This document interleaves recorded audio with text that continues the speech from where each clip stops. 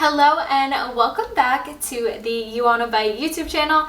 If you are new here, my name is Christy. Today I have the perfect summer recipe. These are so easy. This involves no baking. It just has to set up in the fridge. This is like a 3-layered dessert with a shortbread kind of cookie crust, a date caramel in the center, and then the top layer is this hard chocolate shell. So let's waste no more time and get started. So you're going to need almond flour, coconut flour, dates, coconut oil, maple syrup, vanilla, chocolate chips, and salt. And the only special equipment, if you even want to call it that, is going to be a food processor and your microwave. And I'm going to do this in an 8x8 glass dish. We're going to want to make the base layer of this dessert bar, which is going to be a no-bake shortbread kind of cookie crust. I'm going to use the food processor for this, so I'm adding in 1 cup of almond flour and a 1/2 cup of coconut flour. Then I'm adding in my coconut oil and a little bit of maple syrup for some sweetness.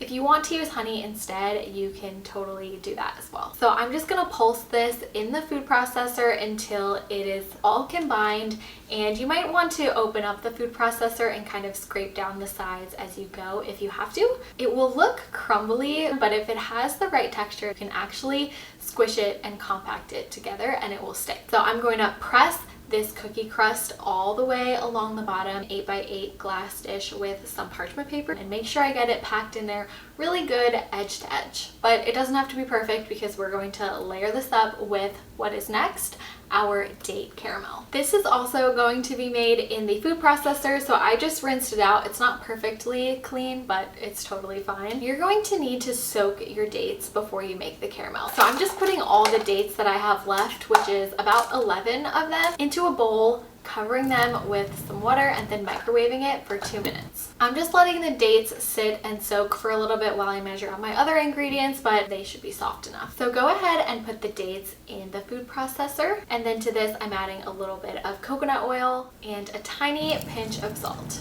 And I'm going to pulse this in the food processor, and this is going to take a little bit longer than the cookie crust did just because it is a lot thicker and stickier. I also have some of the reserved soaking liquid that the dates were in. It's pretty much just like a really sweet syrupy water at this point, and I'm going to add that a tablespoon at a time to loosen this up a little bit. I think in total I probably added about 3 tablespoons of that. And after a few rounds of this, like scraping down the sides, adding a tablespoon, it is finally smooth, and all I'm going to do now is just spread this over the cookie crust and try and smooth it out.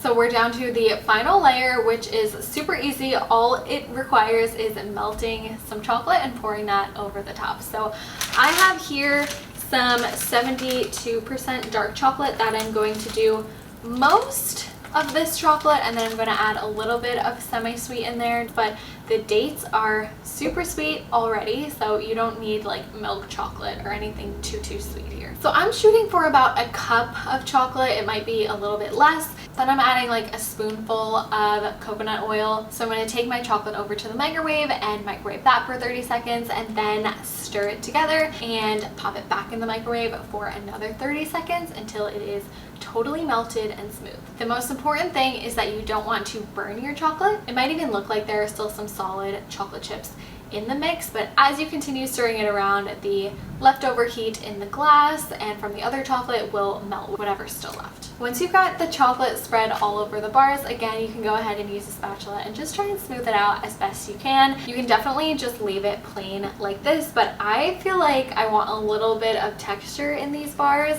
so I'm going to put some nuts that I have in a plastic bag along with some coconut, and just use the water bottle that I drink out of to break them up and get them like little crumbs. And then I'm going to sprinkle that over the chocolate while it is still melted, so that way they stick in there. So now I'm going to take these over to the fridge for however long it takes for it to solidify, and then we'll check on it later and slice these up. Okay, that came out of the glass really easily, so I think it's ready to cut.